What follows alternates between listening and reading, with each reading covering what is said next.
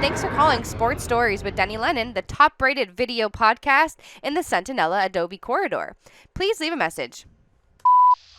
Yeah, good evening, Denny. This is Bryant Gumbel. Let me first start by telling you I've been enjoying your little show, Sports Stories with Denny Lennon, immensely. Both well-researched and underfunded, it comes across as a heady mix of pathos, street-level fanboy exuberance, and common naivete. Nevertheless, I feel it my duty, as both a journalist and a franchise player, to warn you that you're on legal thin ice. As everyone knows, my show is called HBO Real Sports, and you are using the word sports in the title of your show. You will be hearing from my attorneys, and you'd better bring your A game. Do you think much about mortality, my friend? See you in court, tough guy.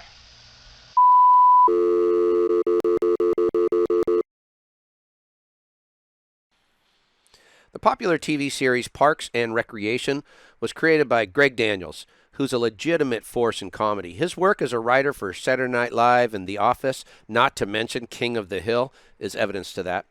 His collaboration with Michael Schur to create Parks and Rec in 2009, starring the hilarious Amy Poehler as Leslie Knope, a perky mid-level bureaucrat in a fictional town of Pawnee, Indiana.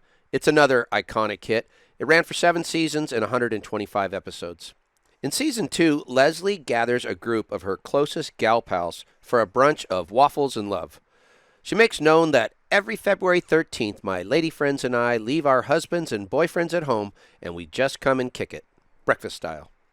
It's become such a widely recognized fake holiday that many companies now run Galentine's Day promotions. Far be it from SSDL to be left behind in any reason to celebrate a fake holiday, waffles, or ladies. It's as good as a reason as any to leave the men we have interviewed behind for this week, many of whom might just associate with the director of Pawnee's Park and Recreation, Ron Swanson. The self-proclaimed man's man made his position on Galentine's Day known when he stated that, "I would rather bleed out than sit here and talk about my feelings for 10 minutes.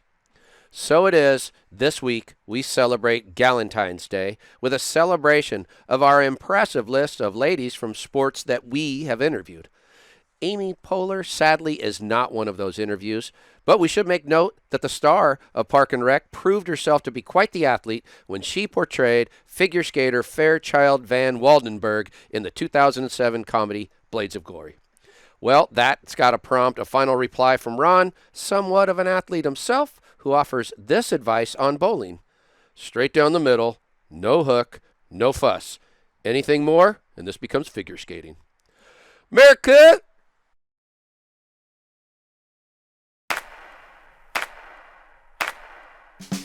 I'm a Venice, California-born, Los Angeles-based sports fan, one that has played, coached, announced, and promoted sports my whole life. My love affair with sports started in my own backyard and has led me to this podcast. Thanks to the support of the Amateur Athletic Union in East Bay, I'm excited to bring you Sports Stories with Denny Lennon.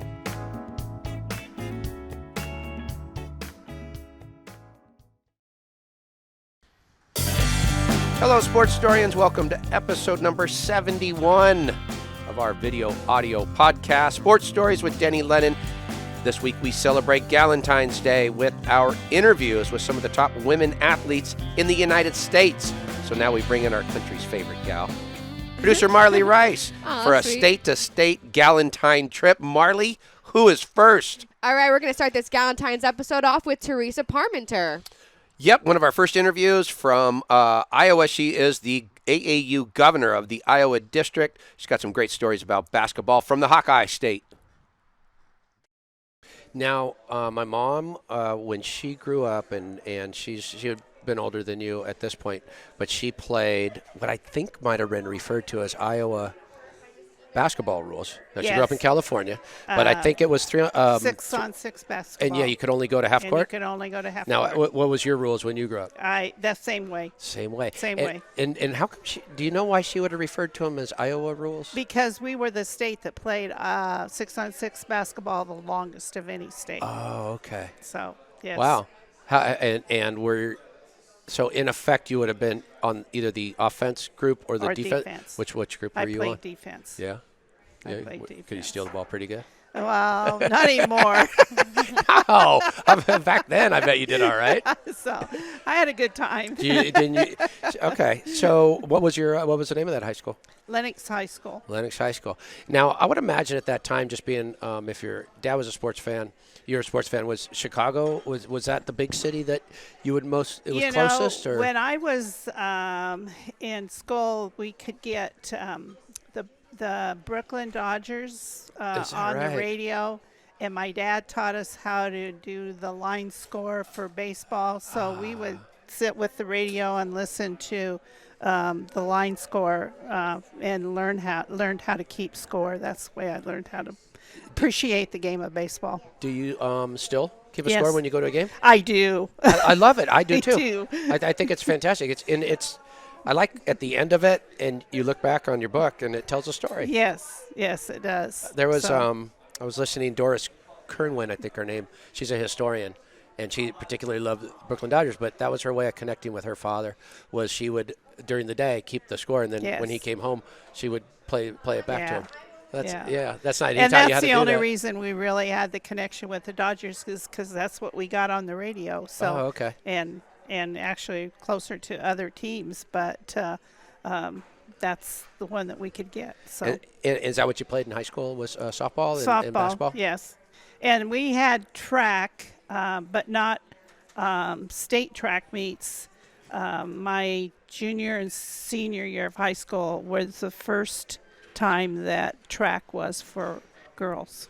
Was in there the any state of Iowa. limitation? Yes, it was only in your high school, and you didn't have anything other than just high school. I mean, you didn't, and it Okay. was all the smaller schools, not the bigger schools. Okay. And that's the way basketball started too. Big schools in Iowa didn't have basketball.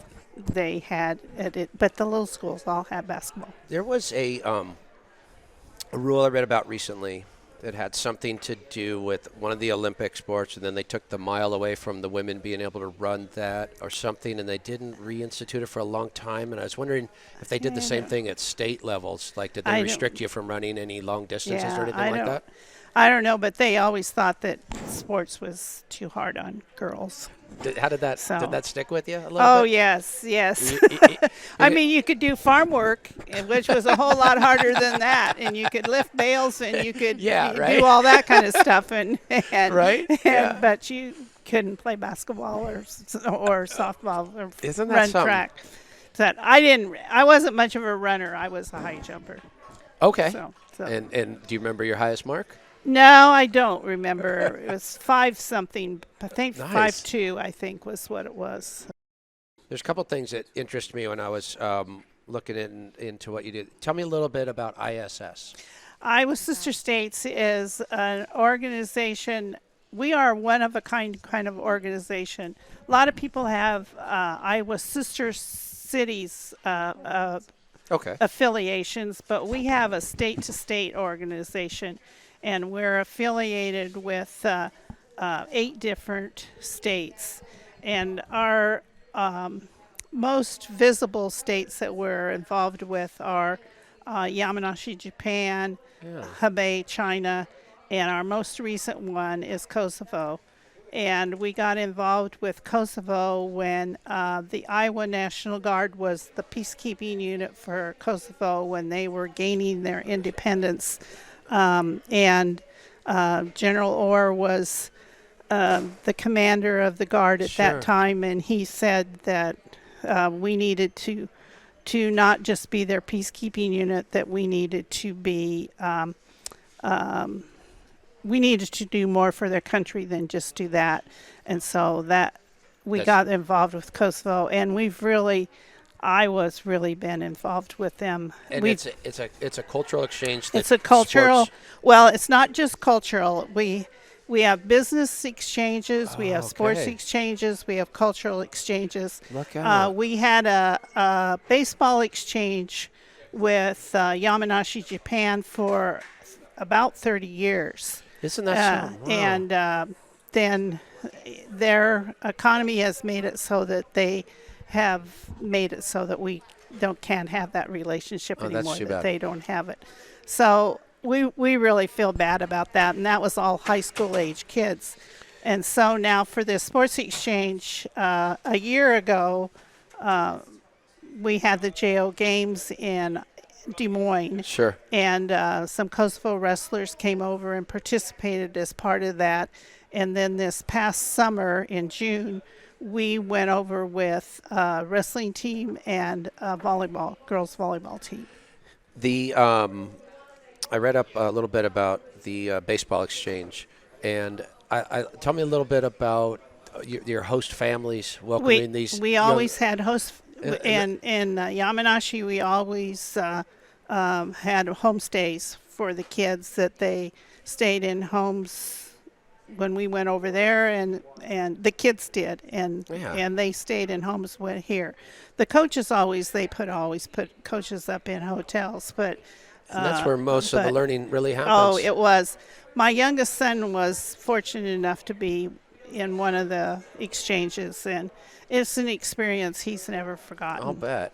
I understand that the boys from Japan could consume large amounts of food, and it took some people by surprise. Yes, it did. It did. Yeah?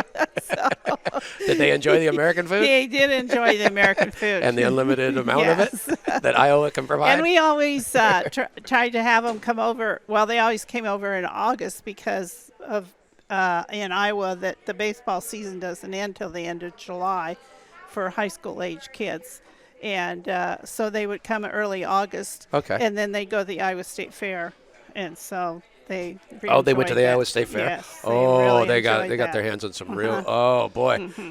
That's that was really good. good. And then I saw where August 1st, I think, of this past year was like Kosovo Day at the Junior Olympic Games. And I was wondering how you originally came to get involved with the Junior Olympic Games, or at least did you bid on the games to come to? The first games that we got involved with was in 1995, and we went to Aurora, Colorado, and bid on the games. I remember that, and we had we've had some national basketball tournaments and some national baseball boys and girls in national baseball. And even one volleyball tournament before it went to Disney that we've had in Des Moines, Iowa. And our Visitors and Convention Bureau, we really formed a relationship with them in the early 90s. Okay. And that was kind of when sports were kind of taken off, that CVBs were starting to really get involved, and we formed a relationship with our Visitors Convention Bureau, and they were very supportive of us, of helping us to bring these national and events. with reason.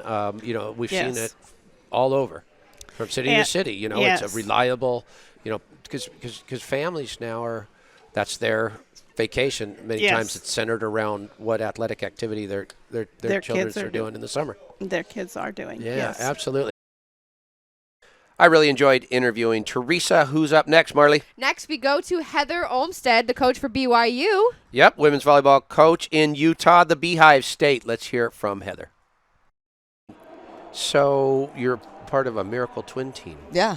And do you mind going over the story about how that all came to be? Because it was very inspirational. Yeah. I want to give a shout out to BYU TV because they really did great work on that. Yeah, thanks. That talk. The series called Deep Blue, and you can just Google it, Deep Blue, and BYU TV did a wonderful job and was able to highlight my mom. So actually, my mom's story, because she was pregnant with myself and my twin sister at the time, and about 15, 16 weeks along, and she got a cough, and she went to the doctor, and they said, you have a tumor in your lung, and you need to abort these babies, and or else you won't live. They're going to die, you're going to die, you're all going to die if you don't do something, and you need to do this now. And so they wanted to find a doctor that was similar to our faith, and so my dad was really courageous in making that decision and wanted to talk to somebody that could give him some different guidance, and they found that in a doctor who's our president of our church named President Nelson, and he said, don't touch those babies. The Lord and I will decide what to do with those babies. Wow. And he was able to perform on my mom and take out the tumor, and obviously we were able to be delivered and born and saved our lives. The story about that where he has to go in and stop Yeah. the artery and then go one-handed on it. Yeah, it's pretty incredible. It's almost like a crazy athletic story, like he's that skilled. Yeah, and he right? says he's to never be able to go in and like, I've never done this before. Never done that but before, I got never this. again, and it was a one-time thing, and obviously saved my life, my sister's life, and my mom's life. And he says that never again, or have I ever had my finger, holding on to 3 lives at one time, and so it's pretty cool. So obviously it's just a great story, and then my mom was able to go on and have two more children, 2 little sisters after that. That's got to create this baseline, this sense of strength in your family. Yeah, my mom's pretty amazing, and what she's been through, obviously just having 7 kids alone, and then dealing with that tumor, and then has had some other health issues that she's just really battled through. That she contracted hepatitis C through giving birth with some blood transfusions, and she's a rock star, doing Heck great yeah. now, living great life, healthy. So we're grateful. I would imagine that's got to give all of you that whether you're competing or whether you're coaching, sense of strength. Yeah, and just perspective on life, and seeing what my parents, mom and dad, did for us. Now that I'm older, I can see the sacrifices they made for us to have a good childhood and to have everything that we needed, whether it was braces or club volleyball or playing in tournaments, and it was just incredible that they were willing to do to just help us have fun and enjoy and be successful and be able to go on to college. We had 4 out of 7 of us played collegiate volleyball. Yeah, two sisters played at BYU, a brother at BYU, and then I went to Utah State. So volleyball's in our blood. We just love it, and again, it wasn't forced on us. It's just a unique family situation where we're strengthened by the sport. So you finish up at Utah State. I know you played 4 years there. I think you did quite well. Yeah, it was fun. Were you the conference MVP? No, I or was close to it, or you were like no, I don't know. I was just a piece. Yeah, I dug a lot of balls. There it is. Yeah, all time. And then how'd you find your way over to BYU? Yeah, so I was able to go play professionally for a year after I played at Utah State. Went to Croatia, loved it. And got into my coaching profession at Utah State. Bert Fuller, who's another mentor, said, "Do you want to come back and coach?" And I said, "No." And he says, "Are you sure?" My dad was a coach. I never thought about coaching. And he convinced me. And he said, "You can stick around the game and have all these great experiences and mentor these young women." And so I did it and got hooked. And after 3 years, I went to University of Utah, learned from Beth Lanier, and got a great opportunity there from 05 to 11. And then in 11, my brother hired me at BYU to come help him. So were you there when the football team went undefeated? I was close to it. I can't remember what year was that. It was it around 5 or 6? It was 5 or 6. Yeah, That's when Urban Meyer was there. They've had a couple good years. So you've had an affiliation with all 3 of the schools in Utah. I have, yeah. What's your story when BYU, Utah State showdowns in football? Yeah, that's funny. People always ask me, and I'm an Aggie. I'm always going to be an Aggie at heart, but I'm also always loyal to who pays my bills. So that's all I can say. That makes a lot of sense. That makes a lot of sense. So now you're coaching, and how did you make your way to BYU? Because your brother was. Yeah. Now did I hear that your brother was head coach of both at one point, or coached on? Nope.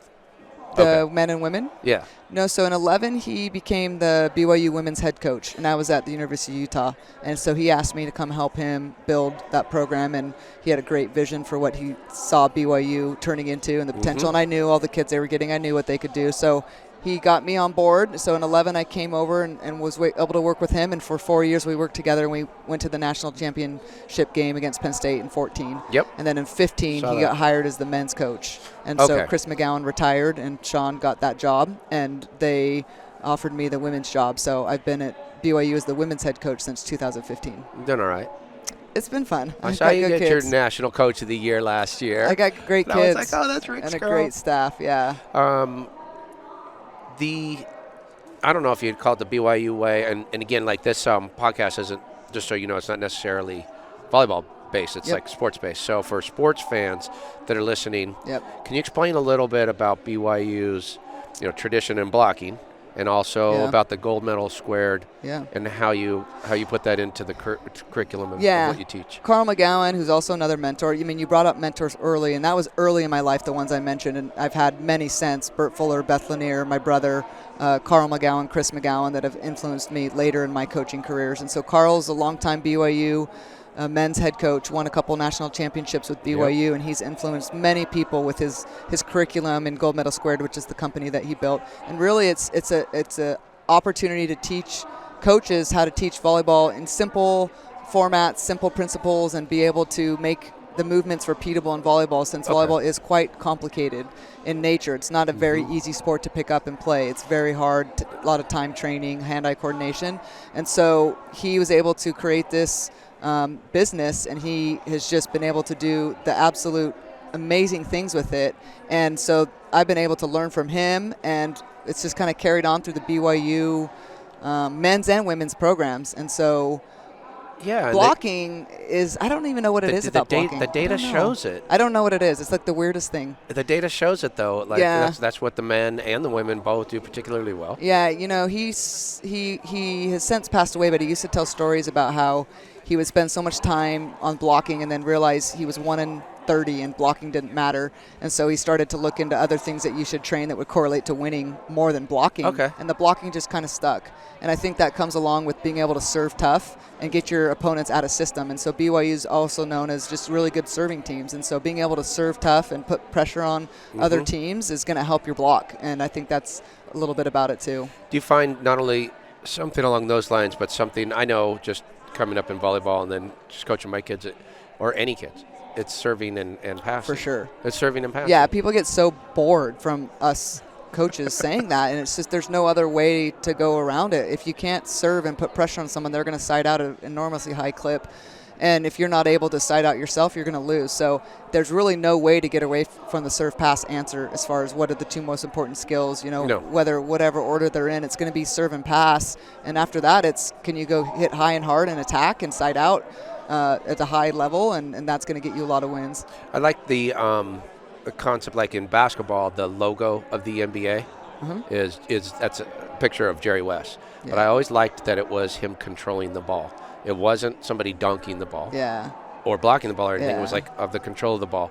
And when I worked briefly with USA Volleyball and we were starting the beach thing, I found pictures that I had clipped out of the paper of Karch passing from when he was younger to when he's older, and it always looked the same. And that's the logo we went with because of how important the pass is. It's incredible. I mean, my dad would tell me stories. He coached Karch Karai, you know that, right? At Santa Barbara High. He would tell us stories growing up. So was he like the coach? He was the head high school coach, when they won the state championship in 78 or something. I knew he coached there. I didn't realize that. He was Karch's high school coach. Look out. He would always tell us stories about Karch and how Karch was the hardest worker, and that seriously, Karch would be running around the gym shagging balls in the middle of the drill, and my dad would be like, what are you doing? He's like, well, if we never have to stop and shag, we never have to stop the drill. We can just keep playing. So I'm trying to keep balls. If he wasn't on the court at the time, my dad was like, I've never seen a more intense shagger, so we didn't have to stop. We could just play volleyball all day. It's like, well, what about water breaks? Heather's got a great story. Who's next, Mar? Next, we go to our volleyball standout, Kathryn Plummer. Oh, yeah, the 2019 Sullivan Award winner from Stanford, a 3-time champ, 2-time National Player of the Year. Incredible. From the Golden State of California. Each year, it was so fun to watch the NCAA women's volleyball. And while we have a lot of people that are volleyball fans to watch the Kathryn, each year, Raj, or in Italy. Thank you. Okay. Take care. Raj. Thanks, bud. Kathryn, each year it was so fun to watch the NCAA women's volleyball. And while we have a lot of people that are volleyball fans that are watching the show, there's also a wide range of sports. And one of the wide range of sports fans. One of the things I always found so fun about the Final Four was the arenas were constantly packed. All the hotels, the bars, the restaurants, everything's packed. There's so many fans there that convene. It's got to be a great feeling when you guys roll in there. It's got to be so exciting. Yeah, it's really fun. That's kind of the best part about the Final Four, honestly. Like, volleyball is great, but there's so many other things that go along with it that make it way more special. So like all the media attention that we get, having all of our families there, like you said, all the hotels and restaurants and bars being completely full of people, and then like walking into the stadium and seeing over 15,000 people like watching your sport. It's really cool. Take us behind the scenes a little bit. What's like the typical day? So I know, Thursday is one of your semifinal games, right? And then Friday is that that banquet where it's an all-American banquet, and then Saturday. So what does it like a Thursday look like? Like, do you guys do a pre-practice? What's your pregame routine, pre-meal, that kind of stuff? I'm sure people would be interested in that. So Wednesday actually is kind of when it all starts. Wednesday is where they do like all the photo shoots and the video that they're going to broadcast on TV. And so that's kind of fun to be pampered and be like feel like you're special, like you're getting your video taken. It's really fun. And then that night is the Final Four banquet. And so all 4 teams come and like have a meal, and there's a big video about every team. It's fun. And then Thursday, it usually starts, we wake up, have a team breakfast, and then we go to practice at the arena. We get to practice in the arena. And then we come back, have a team lunch, usually watch some more film, and then have a big break. For me, before every game, I have to have a Starbucks. So I find a Starbucks near me, and I go find one, either walk or like Uber there, and then go up on the team bus. And it's really fun. So that's a Thursday. And then Friday, the banquet is usually in the earlier morning. So when you're an All-American, you go earlier than the rest of your team. And so everyone meets you there, and it's a fun time. So then the banquet, and then after you have to like kind of switch modes. And if you're playing on Saturday, you have practice right after the banquet, and so you go do that. And then we usually, Stanford at least had like a team meal, like a fancier team meal that kind of got us ready, and a little bit of extra motivation to be like, okay, if you get to Saturday, you have a nice, good meal.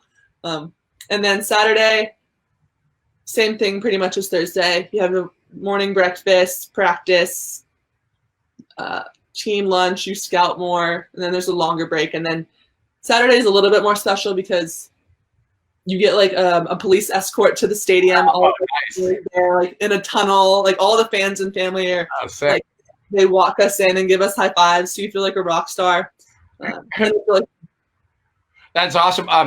One of the documents we're rolling to the right is all of your accomplishments, and I think that's just your freshman year. Eventually, we'll get to your sophomore year. No, I say that about your freshman year because that year, I think it was around a third through the season or something like that. You switched positions, and so I think you moved to the outside, and so you certainly started to pass the ball a lot more, and then it ended up with an NCAA title. Was that a position you kind of hoped to play from the start, or did that just fall into place? Oh no, no. Remember, I played club volleyball, and I was an opposite and a setter. So in the front row, I hit on the left side, or in the front row, I hit, in the back row, I set. And so in rotation 1, I had to hit on the left side, and every time I absolutely dreaded it. And my parents were like, "Oh no, don't set her." And so when I told my family that our team needed me to play outside, and I was like, "Mom and Dad, like, I need to play outside," and they literally laughed. They're like, "You're kidding." I'm like, "No, like I'm serious." And so it was definitely an adjustment, but I've played beach all growing up, and so I think like that passing component definitely helped me. It's still work in progress, but I would suggest playing beach if you can, for sure. Yeah, I was gonna say. I mean, I think that's something that those of us that saw you play beach knew. Everybody else might have been freaking out a little bit, but we were like, she's had plenty of repetitions, and I bet she can do that. I was still freaking out, but I had some under my belt. Was there any differences in like, or what were the key differences in each of the years? Because each year is a little bit different that you make a run to a title, and I suppose each of them are sweet in their own way. But maybe you could tell me a little bit about like, or tell us what was different or unique about each championship. Yeah, so my freshman year, I don't think any of us expected to get that far. We were very naive, I would say. We just had Ncaa. She was like our leader. And then it was 4 freshmen that started. Wow. And we didn't really know what was going on. And so we're like, okay, like we'll just follow you. Like it's fun. It's all fun. Like let's just play volleyball. And I think that like just passion for volleyball like really helped us win that because we didn't know what was going on. We're like, okay, we're just gonna play volleyball. Let's do it. And then our sophomore year, that ride, like we were kind of coasting through Pac-12 preseason, and then we got to the Final Four in the semis, and it didn't go our way, which was a bummer. But I think that was a good season to be like, okay, even though you do well during your conference and during pretty much the majority of the NCAA tournament, like if you don't have a good game, like it's not going to go your way. Right. And that was definitely a learning experience for the next year. So the next year we came out really hot. We had a tough preseason, and then we went undefeated in Pac-12, and then kind of coasted through the tournament. And then we got to Nebraska, and we're like, whoa. Yeah. And it was a full stadium, and it was all because it was Nebraska versus Stanford, so everyone was wearing red, and so you're like, okay, everyone's cheering for us, and might as well like take it in that way, and like everyone's here cheering for Stanford, and that was kind of our mentality going into it, that if we play our best, well, if we play good volleyball, like we'll have a good chance of winning, just because like we know we're a good team, we know that we matched well against them, so we're like, okay, let's just play and not worry about it. And then I think this year, the path to the final was way different than anyone had expected. So we were rolling through preseason, like we did really well. We lost 2 games in preseason, but we had a really hard preseason. And then conference comes, and we win our first game and then lose to Washington, and it kind of felt weird. And then I didn't play for 10 games, and so that was just a different experience that no one expected to happen. And then I got back, and for me personally, like I said it with a bunch of people, but like you don't really know what you're missing until it's gone. And so like I think when I came back, my mentality was, oh my gosh, like, volleyball is just so much fun. And like I think I was putting way too much pressure on it, and like, oh, I had to be perfect. And then when I came back, I just appreciated it more. Nice. So definitely my mindset going into it. Like I love volleyball. I'm like, why am I taking it so seriously? Like it's serious. It's like what I like to do, and I want to win, but like there's no point in not having fun. So that was kind of my mentality going into that. Tell me a little bit about the difference in play going over, seas and playing pro international and NCAA. Like, what are some of the things besides like the travel that you got to get used to? Yeah, so I think the main difference in international and college is just the girls have been playing for way longer. They have a lot more experience, and pretty much everyone there has been playing for numerous years in that system. So like the Italian league is a majority of Italian, so like they know that Italian system, and it's different than American. And so I think that would be the main difference, is just adapting to that, and then having a language barrier, so you have another thing that you have to get through, and then being away from home is challenging. But I think the style of play, like it's volleyball. The girls serve harder, they hit harder, they're bigger than college, and so that's something they have to get used to. But I think it definitely grows you as a player, and I think I was there for not even 2 months, and I think I got a lot better. So I'm excited to have a full season hopefully soon. All right, one of the great athletes we know is Kathryn. Another one coming up, Mar. Yeah, one of my favorite sports, basketball. We go to Sabrina Ionescu. Oh, Sabrina, the part of the 2K, 1K group. And she's the only one. She's the only one, that's right, from the Beaver State in Oregon. Here's Sabrina.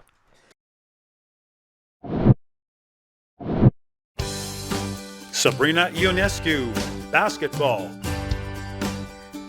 On one memorable day in February, Oregon point guard Sabrina Ionescu eulogized her friend, hoops legend Kobe Bryant by morning, then hopped a plane, and by night set a career mark no male or female collegian had ever reached. 2,000 points, 1,000 rebounds, and 1,000 assists. So it figures that the only member of the 2K, 1K club piled up everyone's Player of the Year award and also led the Ducks to their first ever Final Four. With little left to prove, her magical collegiate career was punctuated emphatically.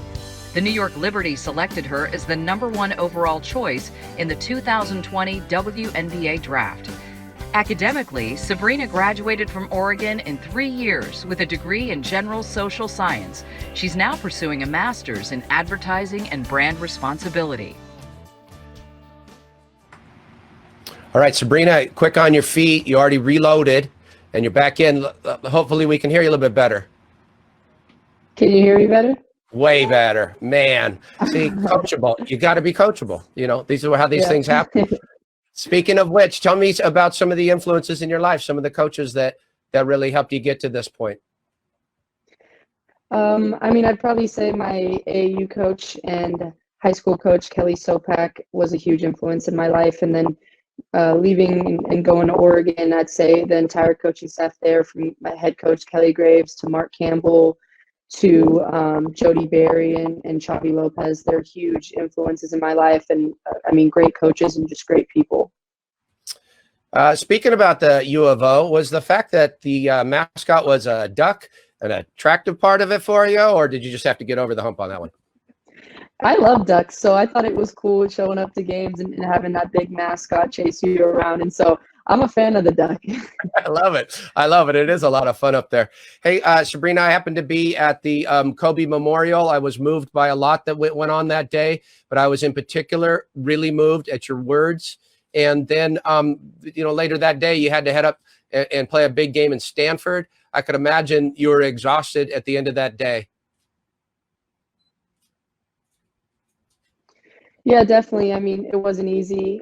Flew in that the night before and was able to just try and prepare and then get ready to get on stage and say, a speech for the both of them. And then, having to kind of, change my mentality and get to that game, against Stanford, against the top team wasn't easy, but I was able to rely on my teammates and my coaching staff to help me. And then, being able to win and then go home and kind of relax was nice.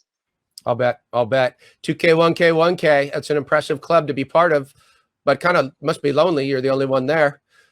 That said, we hope to be back in New York next year for these Sullivan Awards. You're going to be there playing for the Liberty, hoping that you'll jump over to the New York Athletic Club and join us for the ceremony. What do you think? Yeah, I mean, hopefully this all goes away and get back to living our lives, and I'll be in New York, so I'll definitely stop by, hopefully. That was fun having Sabrina on the show. Who's next? Next, we have Evita Griskenas, USA Gymnastics. That's right, from the land of Lincoln, Illinois.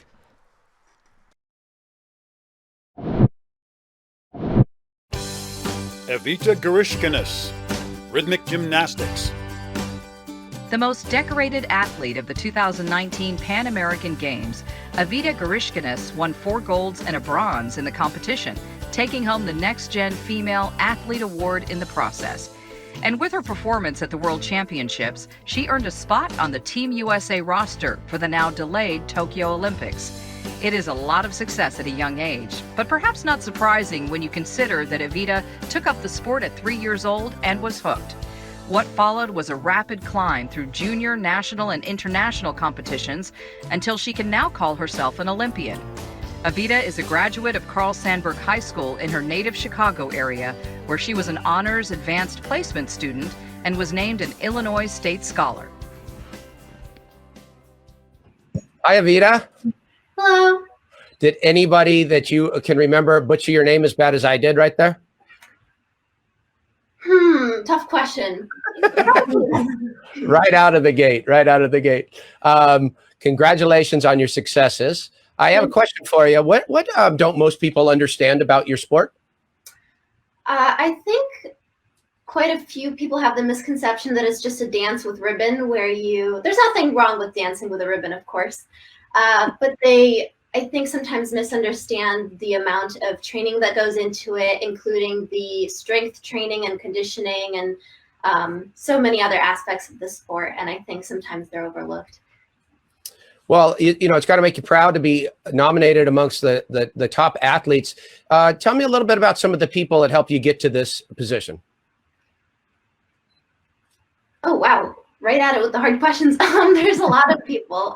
For one, I guess my family, because they're the ones who support me no matter what and no matter what I do. And they've always been there for me, and they listen to my ups and they cheer me with my downs. Oh, that was incorrect. They cheer me with my ups and they listen to my downs. There we go. That sounded really bad. My apologies. And then I'd like to say that my coaches, of course, because my coach Natalia Klimuk and Angelina Jovcheva and Danny, they have been with me since I was 4 years old, and they've held my hand through all of the levels and steps that I've had to take, both small and big. And of course, all of my friends and teachers and just everyone who's really supported me on this journey, because it's sometimes difficult with school, and to have wonderful support from the academic community is really important. That was well said. I bet it's got to be tough to be training during this quarantine era. Can you talk a little bit about what training you do at this time? Of course. So it's really interesting. I'm working out of my basement, which is slightly not ideal. Typically in rhythmic gymnastics, we have a carpet and we have a really, really high ceiling. I tell you how many meters it is, but I'm not sure. Think of a basketball arena. That's something that we use when we compete to have a high ceiling for our tosses. So right now I'm working a lot on cross training. I'm working on ballet, strength and conditioning, various high intensity interval trainings. We're working through Zoom with our coaches and actually other rhythmic gymnasts and experts in the sport from all over the world. And yeah, that's how it works. And when it's nice and sunny outside, although in Chicago it's been rainy recently, I try to go outside on the field by my house and do some tosses. All right, from Evita, we go to who? We go to Abbey Weitzel, swimmer. Yep, Cal-Berkley, again from the Golden State, but this time we'll say Eureka. Eureka! Abbey Weitzel. Hi, Abbey. Hi, how are you? Real good. We're going to get your video up after. Don't want you to feel slighted. Are you up north? Are you up north? Yeah, I'm in Berkeley. Very good. Hey, so you're a gold medalist in Rio, and then you win NCAAs. There's a lot that goes on in both. So give us a little perspective about being with an Olympic team and then being with an NCAA team and going back and forth between the two. Yeah, so I actually, all I knew before, I didn't know what NCAAs was like. I went to the Olympics before I got to college. I decided to defer my first year from Cal-Berkley in order to continue to train where I was for the 2016 Olympics.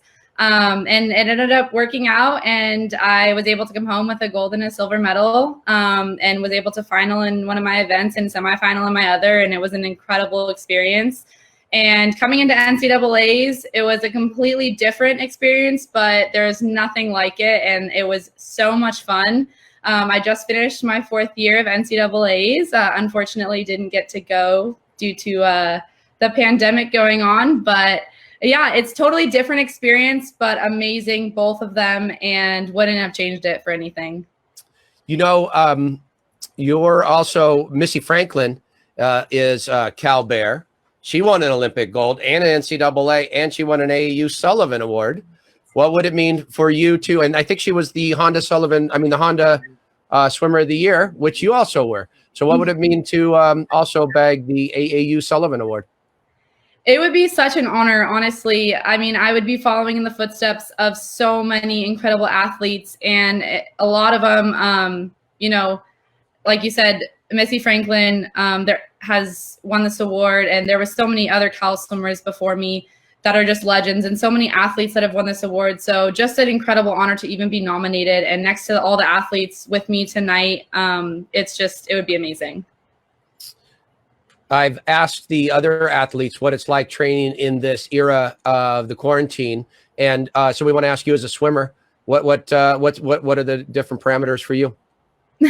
It's definitely a challenge. You don't have a pool that you can just get into, most likely. So definitely just doing a lot of different dry land experiences, making up some on my own, doing some off the internet, working on flexibility, yoga, anything I can get my hands on, improvising with weights. So it's definitely hard. I can't really touch like a ball or anything that a lot of other sports can, but it's a challenge, but everything works out and everyone's in the same position. So looking forward to when I can get back in. As an athlete, you certainly know the drill, but you're now a youth coach. Tell us a little bit about switching gears and the difference between, being an athlete and being a coach. I'm not a coach. Hilarious. Hilarious. Yeah, I just switched out of my NCAA season, still swimming as a professional athlete now. So, my researcher almost hit all the numbers. So let me check with my director real quick, Abby. Do we have an opportunity to play her highlight video? Yes. Abby, we get a chance to play your highlight video, but I want to say bye to you first. You might want to think about coaching, just saying. And best of luck tonight. Thank you so much. Nice. Okay, let's look at the video of her swimming, not coaching.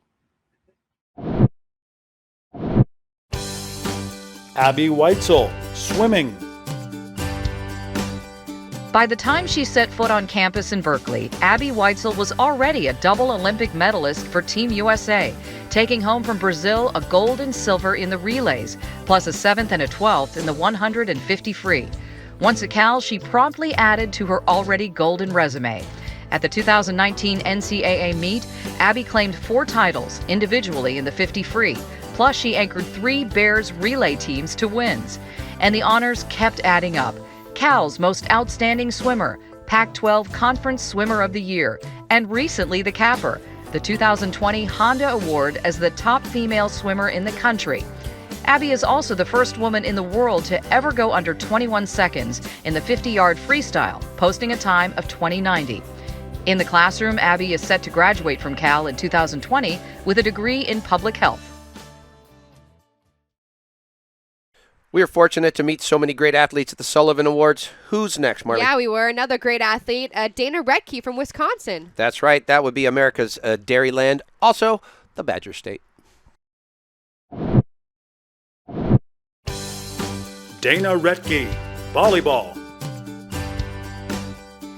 At 6'8", Dana Rettke is the tallest player in the history of Wisconsin volleyball, and she may be the best.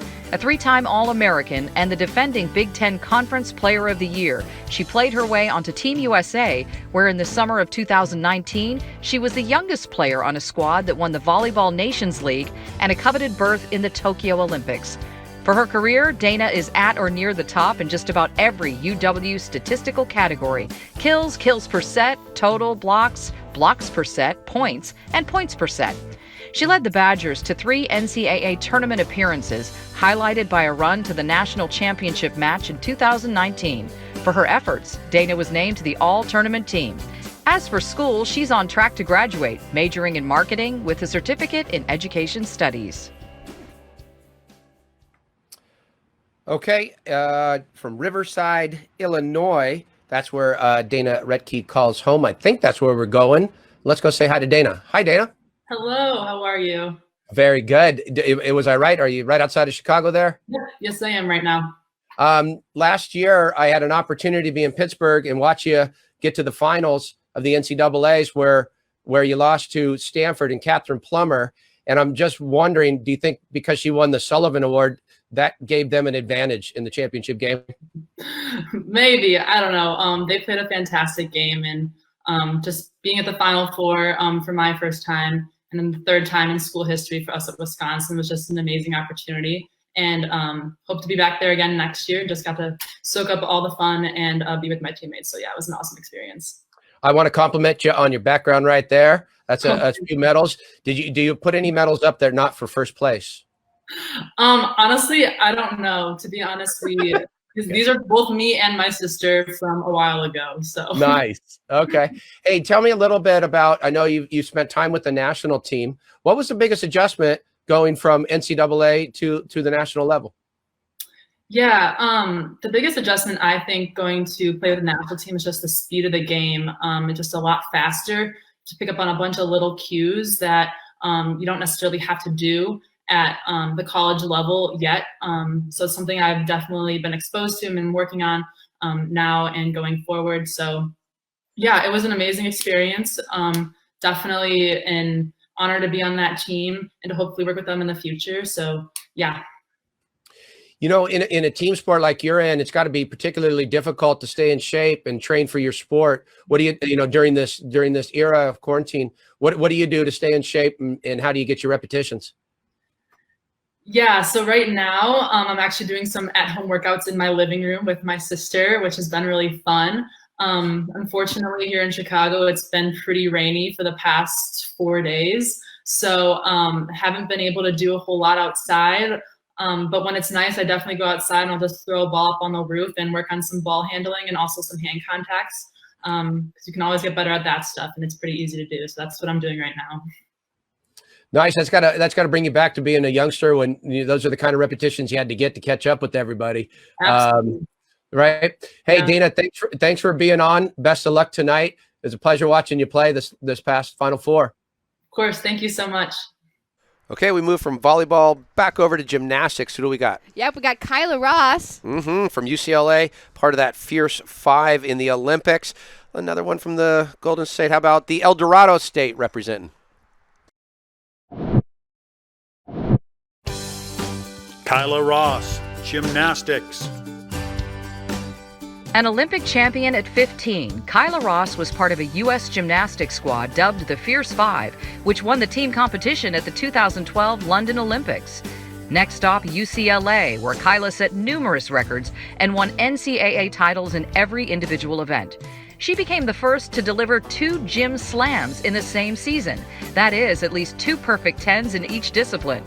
During her time in Westwood, Kyla collected 4 individual national titles, and in 2018, she led the Bruins to their 7th NCAA team crown.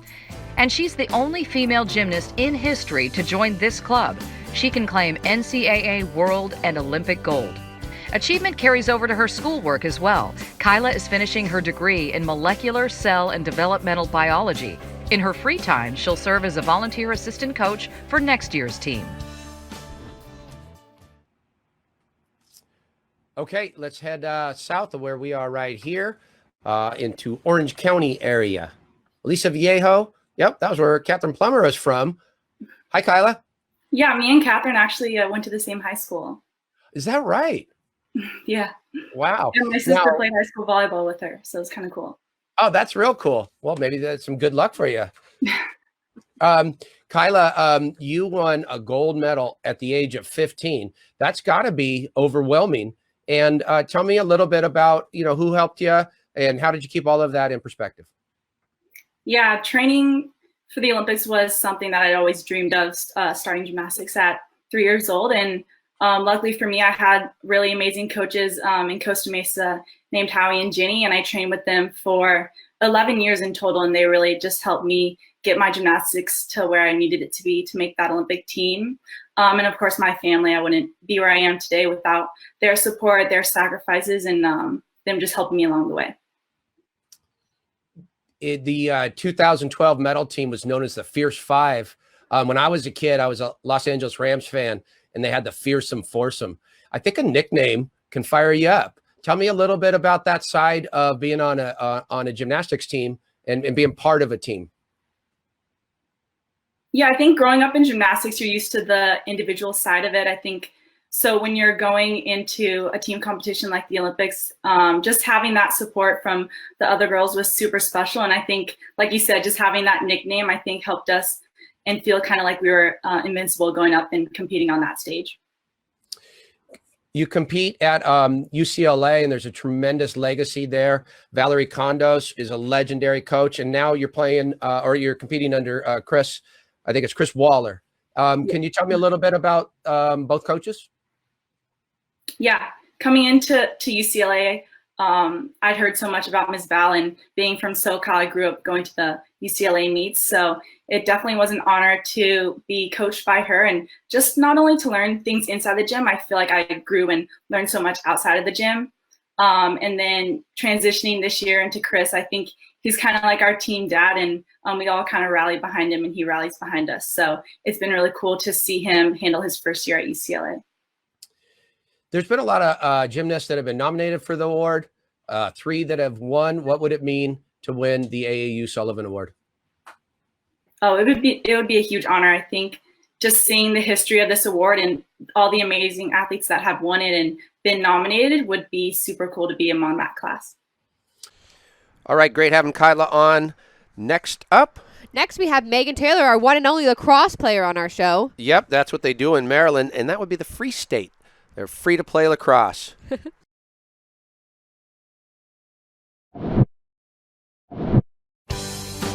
Megan Taylor, lacrosse. Megan Taylor capped her legendary career at UMD, blazing a trail through her sport with a body of work that'll be tough to surpass. She became the first goalie to ever win the Tewaaraton Award, given to the nation's top player. And she's also the first athlete from her sport to become a finalist for this honor, the AAU James E. Sullivan Award. But Megan might be more proud of her team's success. Twice she helped the Terrapins climb the biggest mountain and claim 2 national championships in her time in College Park. The Terps won 84 of 88 games with her in the nets, as she posted a .512 save percentage and stopped 740 shots overall. Megan graduated from UMD with a degree in sociology and currently serves as a volunteer assistant at the U.S. Naval Academy. If I'm not mistaken, we're going to head to Maryland and say hello to Megan. Let's bring her in. Hi, Megan. Hi. Welcome. So no goalie had won the Player of the Year award until you. Do you feel like your position is overlooked in the sport of lacrosse? Not exactly. I think just lacrosse in general is a team sport. So my team really helped me out, and I think they know that I won that because of them. What do what part of the sport, or what do you love most about the sport of lacrosse? Oh my gosh. That's a hard one. I guess everything. I love the speed of it. I think it's growing. That's why it's so cool to be nominated to grow the sport. It's really fast. It's really exciting. The shot clock kind of has a little bit of basketball in it, all these different sports combined. Just everything. I guess the team aspect and like the goalie aspect, the pressure of it. I like that. You've won 2 NCAA titles.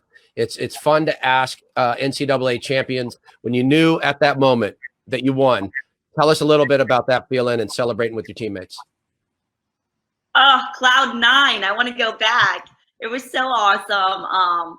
I just, when that clock strikes 0 both times, having the team run to you and dogpile, it's just an unbelievable feeling. And to be able to hold the trophy after all the hard work your team puts in and that you put in, it's just really exciting. I don't know. Cloud 9. Couldn't ask for anything better. It's got to be tough doing some training during quarantine, again, on a team sport. Tell me what you're doing to stay in shape. A little bit of golf, just kind of taking aside a little bit. We have a putting hole in our basement, so it's kind of just taking a little step back from lacrosse during this time and working on the mental game with golf. That'll challenge you. That'll challenge you. Yeah. What are you doing at the Naval Academy? Oh, yes. I'm a volunteer assistant coach, and it's been an amazing experience. I can't say enough good things. Go Goats. The Navy, they're such a welcoming group, and it's just been so awesome to help coach and get to share my love for the sport with these girls. Okay, up next, we got a 2-for-1 special. Yeah, we do. I guess when you're twins, you always get 2-for-1 specials here. So Angel and Bella Ferary volleyball, they're at Georgia, aren't they? Yeah, they're Georgia State from the Peach State in Georgia. Here's Bella and Angel. All right. Hey, it's my honor to welcome in the 18s Junior Olympic Games, the AAU Junior Olympic Games, most competitive tournament there is. Gold medal winners from on campus in Atlanta, Georgia, at Georgia State. Angel and Bella Ferary. Hi. Welcome to the show. Did you like watching yourself there? That was a good video. I really like that. Found all those. It was, and I mean that. Okay, so I think some of that footage was from your semifinal game when you played Poehler and Boulware, and that was a crazy kind of epic game. Like that game was unreal, and it was so fun how the crowd just all convened around you guys. I think that went into extra points, but you guys ran down some balls that were pretty unreal. Yeah, I knew that was going to be a really good game. They're such a good team. They are a really good team. And they're so young. And they're going to be so good later. Yeah, I know. They did. They played up in that one. Were you enjoying hearing from your coach there? Oh yeah. I love Brian. I miss Brian. I didn't know he knew that much nice things about us. Yeah, he did. He talked a little bit about you guys did the typical twin things. Like, does that mean you played some jokes and so forth? Oh man, I mean, like, I think we were in a tournament once, like just in our hometown in like Marietta, Kennesaw, Emerson, Georgia, like at Lake Point. There was one time where Angel set me and she didn't say a word and I hit it and I went, good call. And then Brian went, she didn't say anything. I love it. Tell me a little bit about, okay, so I want to set the table for everybody that doesn't know you. So you guys are identical twins, but you also have identical twin brothers. Yeah. Right? Joe and Gio, Joseph and Giovanni, is that right? Yeah. Wow. Okay. So that's your mom's knocking them out quick. That's done, right? You know. I don't think she was expecting it, but yeah, here we are. And you also have 3 Huskies at your house? Oh yeah. Yes. Yep. Are they fair question, are they triplets, the Huskies? Or Okay, no. But we used to have 2 Huskies that were from the same litter earlier. And now we have 3 that are they're all different together now. just keeping it in the family. Tell me a little bit about how'd you guys get going in sports, and like what was that path when you were younger? So, first off, our first sport was probably either tennis or basketball. My dad was a tennis coach through his college, and that's how he met my mom. He was her tennis coach. And that was like the first sport like we started playing tournaments in. Dad's like, you're gonna play tennis. Yeah. And I'm like, okay. And we enjoyed it. We liked tennis. It was really fun. And then 3rd grade we started playing basketball. And I wouldn't say we were the best at basketball, but we enjoyed it. So we were like, everyone was like, oh, you guys are so quick. You guys can get the ball anywhere. And we're like, okay, I mean, thanks, but basketball is not my thing. But it was at the time. Basketball was at the time. 3rd grade on to 9th grade, we played 1 year of varsity basketball our freshman year. And then we realized that it's like you can get many injuries from basketball. So our teammates tore their ACLs in the same season. And we were so scared. We're like, I'm not getting hurt. I do not want to get hurt at all because I want to pursue volleyball. Yeah, in 8th grade, our summer after our 7th grade year, our indoor coach from the club coach that we play with, Cobb Atlanta, he took us out and he was like, let's all go play beach. You don't have to like it, but I'm going to take you out and do this. Our mom forced us to go because we didn't want to go. We did not want to play beach volleyball because we were like, oh, it's so hot and there's sand everywhere. And we were forced to play beach volleyball. And then coming our spring season of our 8th grade year, we played our first tournament and we didn't do too well. But then we realized that like we can pursue this and we can get better at this if we just work really hard. But that was the time where like we weren't taking it too seriously. We just wanted to play it for fun. So earlier on, like 8th grade, 9th grade year, we weren't really thinking too much about like, oh, freshman, sophomore, junior year, and senior year of college, we're definitely going to go play this. We did not think that far ahead until probably after our 9th grade year, that after basketball, and like we played that summer tournament and we went to our first nationals. And we did pretty like decent for people never playing in nationals. We won some. I'm going to say we won some. And it was not, you would not consider it good now, but we considered it good when we were 14. Like, that was the best we've ever done. We're like, okay, I think we can do this thing. Let's try and get bids. Let's try and do as best as we can every single year. And then our freshman or sophomore year? Freshman year for what?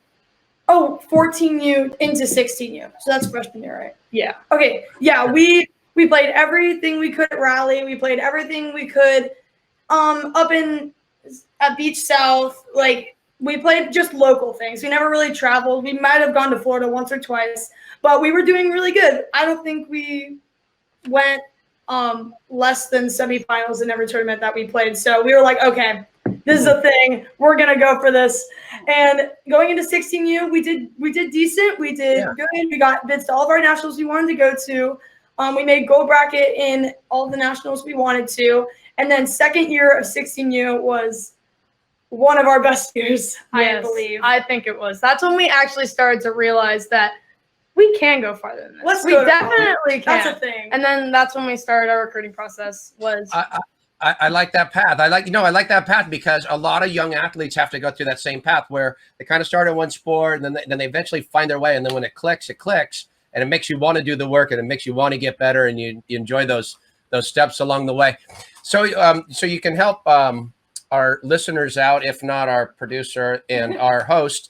How do people, one, tell you apart, and two, like I'm in the blue shirt today and I have my hair down today. So then let's start with that so that we can identify you. And then how do people kind of tell you apart? Like, how does that work? Well, I'm Angel. I'm in the blue.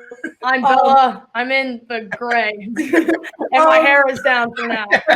Usually I wear a braid when we're playing, but I'm wearing a bun now. And then I usually wear a bun, but I'm not. She's not. So we made it kind of difficult. But it's okay.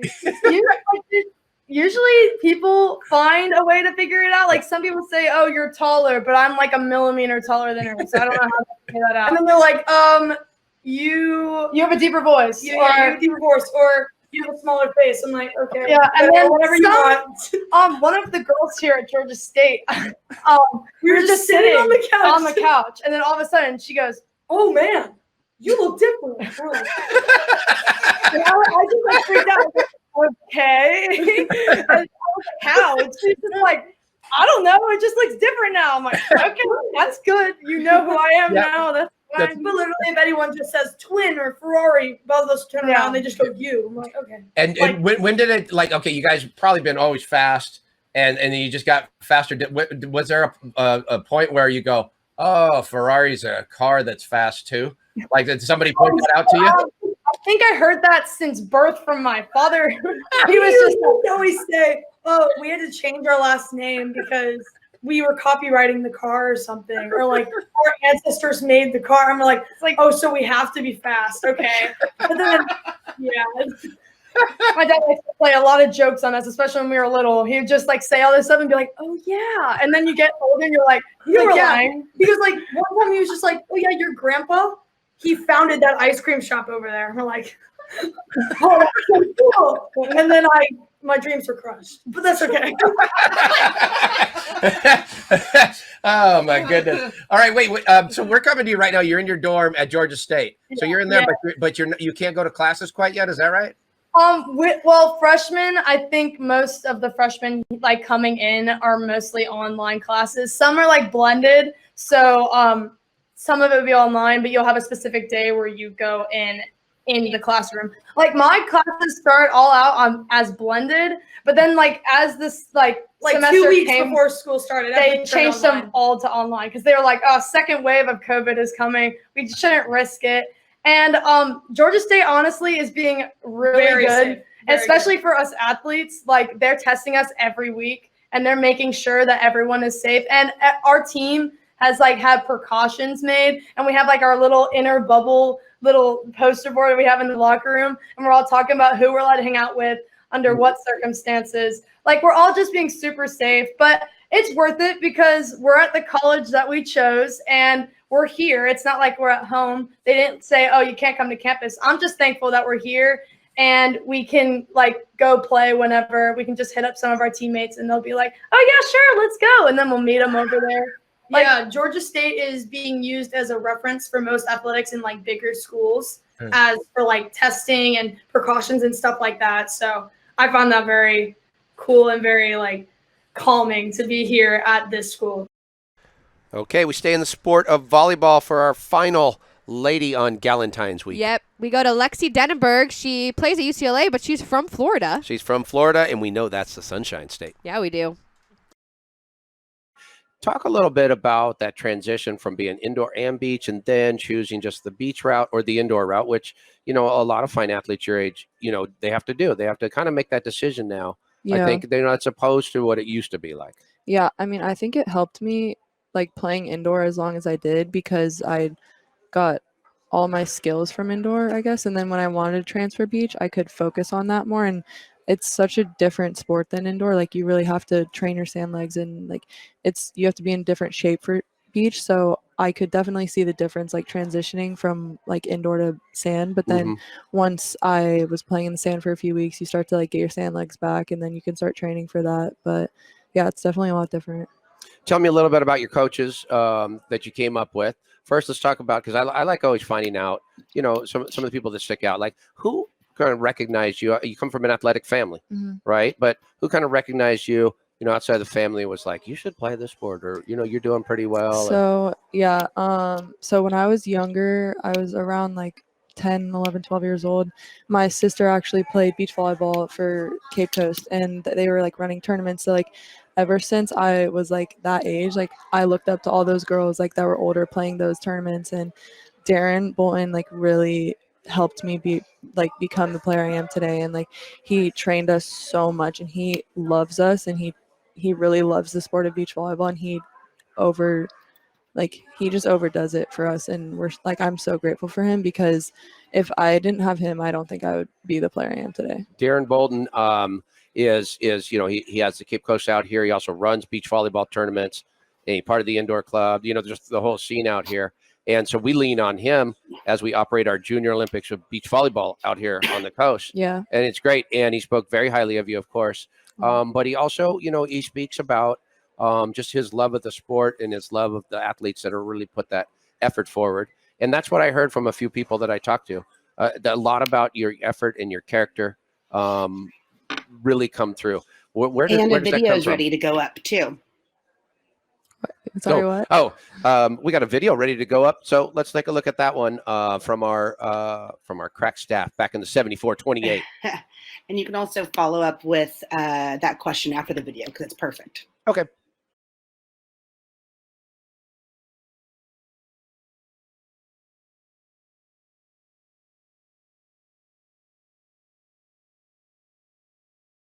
I first started coaching indoor for my mother, who runs our indoor portion of Cape Coast Volleyball Club, and that's when I first met Lexi.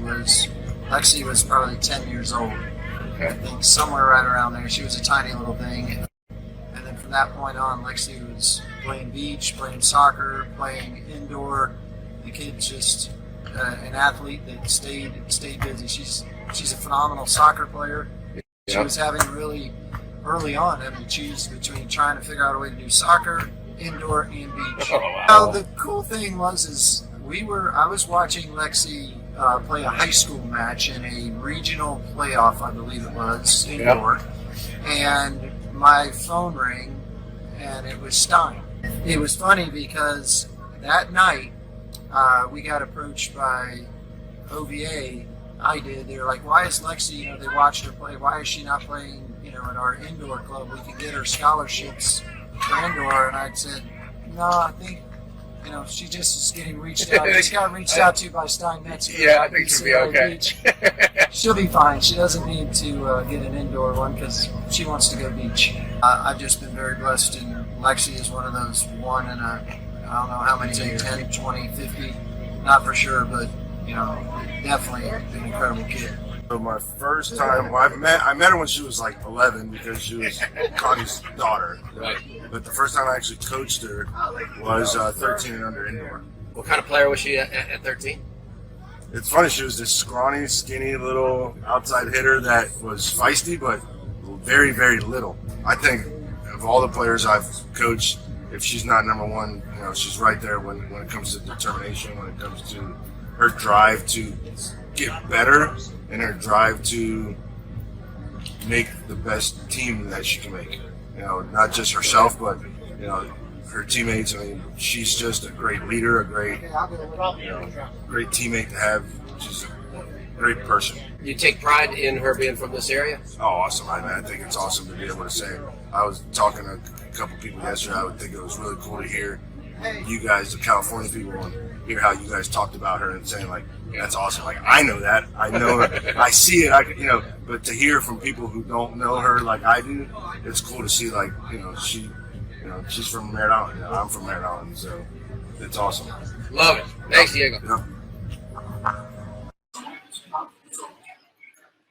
So it's fun to see your coaches talking about you? Yeah, so Diego actually Have such a good bond and relationship with him still today, and I'm so grateful for him because my 15th year specifically, it was one of the last years that I was playing indoor, and he was coaching me along with Coach Pete Klonowski, and I think they really took my basic skills to the next level, because that year our team was pretty good. We went to nationals, we got third, and we honestly had so much fun, and it was just great to be able to be a part of that. But then even more, I still have a relationship with them today, so that's awesome. It is awesome. You can tell, from what little work I did just walking the beach and talking to different people, whether it was writers or administrators or whatever, they take pride in somebody from their area doing well. And so there's got to be, you got to feel good about that, representing this area. Tell me a little bit about your playing soccer, and how much consideration did you give to playing soccer in college? I knew that I wanted to 100% play beach in college, and like soccer wasn't really in my mind. But then my Stein actually talked to me about playing soccer at UCLA, and so I put a little thought into that. But I just decided I wanted to go beach volleying because that's what I want to do. Like I love playing beach, and I didn't really want to lose time on the beach because I had to be playing soccer, and I didn't really want to sacrifice that time. So and that seemed to pay off for you because you put the work in, and you were on the number 2s team. So for those that don't necessarily understand collegiate beach volleyball, because it's a relatively new sport in the college landscape, talk a little bit about it. It's obviously opposite the indoor season in the spring, and talk a little bit about how the teams line up and how you compete. Yeah, so basically the teams are ranked seeds like 1 through 5. So, and then there's an exhibition game, which are the 6s. So usually upcoming to spring, we'll be playing like in fall. It'll be a lot of like drills and like just basic stuff, like practicing stuff. But then once we're about to get into season, we start playing like a lot, and Stein starts making pairs and like seeing who plays well together and all that stuff. So once we're about to, like, we didn't even know our lineup like 3 days before our first game. So like no one knew, and like the week before we're like still competing for positions. So yeah, usually then like our coaches will decide. Ones will usually be like the best team, and then obviously like it goes down to 5. Kind of like tennis. Like tennis. Like people might be familiar with how either high school or collegiate tennis goes. Yeah. And so you're on the 2s Yeah. with Lindsay Sparks. Yeah. Also played in her share of AAU, and as well as a lot of junior beach tournaments. Tell me what it's like playing with Lindsay. Lindsay is so unreal to play with. Like she's one of those people that she'll like get a ball up and you're like, how did you do that? But then like, I don't know, and she's just an awesome person too. Like playing with her is just so fun because her mental side of the game is so much more developed, and it's just so cool to be able to learn from that and to be able to play with that. So she was so much fun to play with. There's some travel that's involved but you're in effect, the conference is more or less the Pac-12 teams. And so we'll talk a little bit about being on the campus of UCLA. And do you feel the history that's there? Because UCLA has this unique place in collegiate athletics. Not only have they had so many teams that have won championships, but they've been on the right side of civil rights and of social change. They've had, everything from, scholars and athletes that have really affected the world. And can you kind of feel that on that campus? Oh yeah, for sure. Like just being around campus, it's like there's so many people that want to help you, and you can really feel that.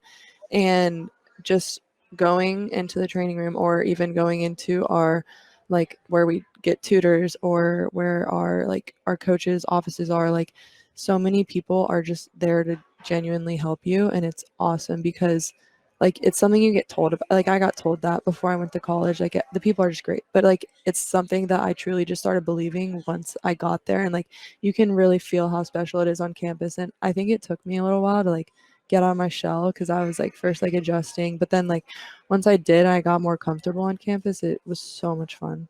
You're out at our site today on Cocoa Beach, and I noticed you're hanging in there and watching the 12s gold medal game. Oh my gosh.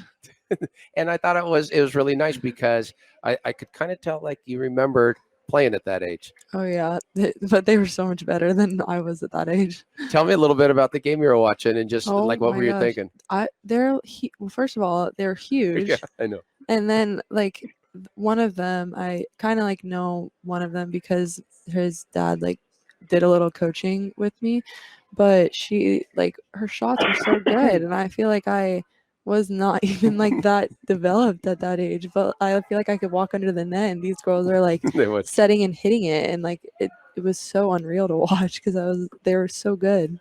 They were, yeah. It's really interesting over the years to see the style of play. It just keeps working its way down the level. It used to be just like get it in, bump it back over, but now they're playing full game with the full strategy involved. So when you first came out to Southern California, that would have been like maybe 4 years ago, 5 years ago. Yeah. Were you, worried at all? Like, were you going, oh, maybe these girls are better than we are out here? Because I know a lot of people come out and they're like, whoa, it's Southern California. Here. I think it was more of like I wanted to do as well as I could. So like, obviously people didn't really know me and my partner Riley. I love her. She's one of my best friends, but people didn't really know us. So then when we were able to play and like keep winning, it was just like, let's like keep going. Like, this is fun. Let's go. Let's just keep going. And I bet you, I know your coaches knew because you weren't seated. So your coaches were like, mm-hmm. But did you have any idea what was going on at that age? Like, did you know that you were like beating some good teams and everybody was like, whoa, who's they? I think sometimes we knew we were beating good teams, but other times I think we didn't really know. And then like we figured it out like after I think like our 15th year we were out there, we beat like 2 people that were committed somewhere. We were like so excited because we were like, oh my God, they're like committed. And then like they talked to us after and they're so nice. But like that was a game that we didn't really realize, I think, like what we were doing. We were just like playing. And yeah, it's fun. There's something else and my producer, Christine, she's charged. Yeah. She'll let me know if we got another video that's up and ready. But Christine, I was going to go ahead and move on with a part of this that I promised I would talk to Lexi about, and that's I Dream of Jeannie.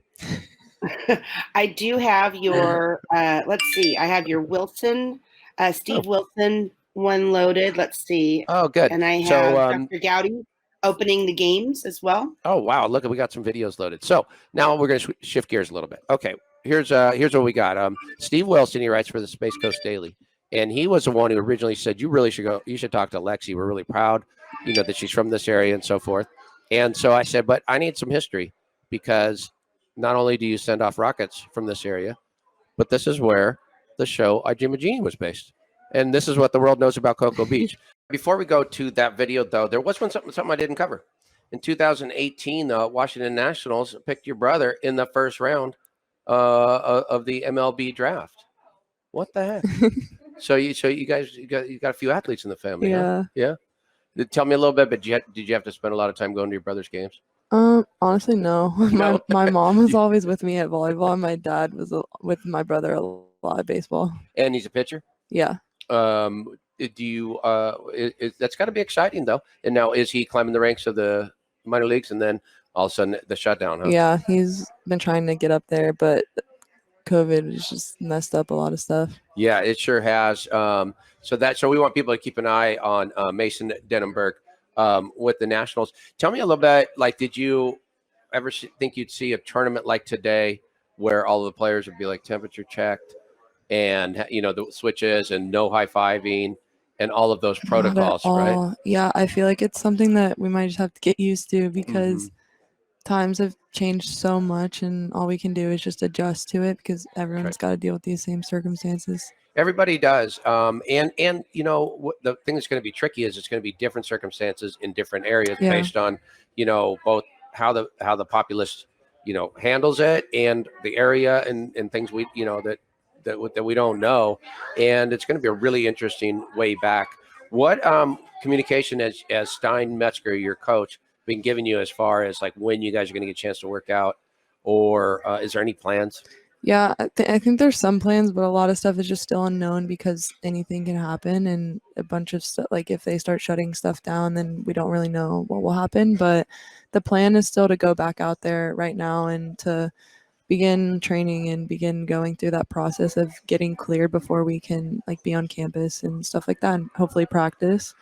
But yeah, we've been having some Zoom calls, and we're supposed to get out there in early September. All right, guys. Well, I hope you enjoyed our Galentine's Day special. Hope you guys have a great week here on SSDL. We're out. Thanks for watching and listening. Sports Stories with Denny Lennon is produced by Christine Jinbo and me, Marley Rice. Directed by Chris M. Alport with studio support from Alpha Command Unit and shot by bad boy Bobby McCall. Original music courtesy of Lennon Music Production, and original images courtesy of Sienna Lennon Photography. A big thank you to all of our contributors. Sports Stories with Denny Lennon is a production of Sports Stories, Inc. You can find us on audio platforms everywhere and the High School Narrative iOS app. You can also view Denny's shows on Roku, Apple TV, and Fire TV. Make sure to press that subscribe button, give us a review, leave a comment. It will really help us grow the show. Hey, you know what else would help us grow the show? Hustle on over to patreon.com/DennyLennon to get some never-before-seen videos, pictures, interviews, and more. We are all over social media and constantly sending out clips on Facebook, conducting fun polls on Twitter, going live on Instagram, and more. To find all our social media links, hustle on over to sportstoriesdl.com. SSDL proudly supports the My Stuff Bags Foundation and the Heroes Movement. The My Stuffed Bags Foundation, with the help of thousands of people across the country, provides children in unfortunate situations with new belongings and new hope through its innovative My Stuffed Bags program. Heroes Movement is a nonprofit that bridges the gap from therapy to getting strong again through small group workouts for any veteran of the United States Armed Forces for free. Links to how you can support and help these foundations can be found on our website. We want to give a big thank you to our partners of the show. So, as Coach Lennon would say, any questions, comments, or concerns, you can email me, Marley, at info@sportsstoriespodcast.com.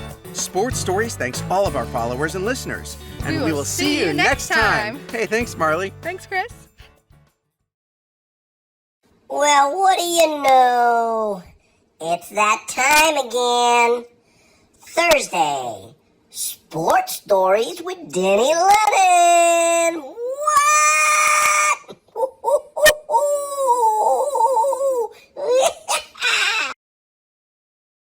Kick it out, Book.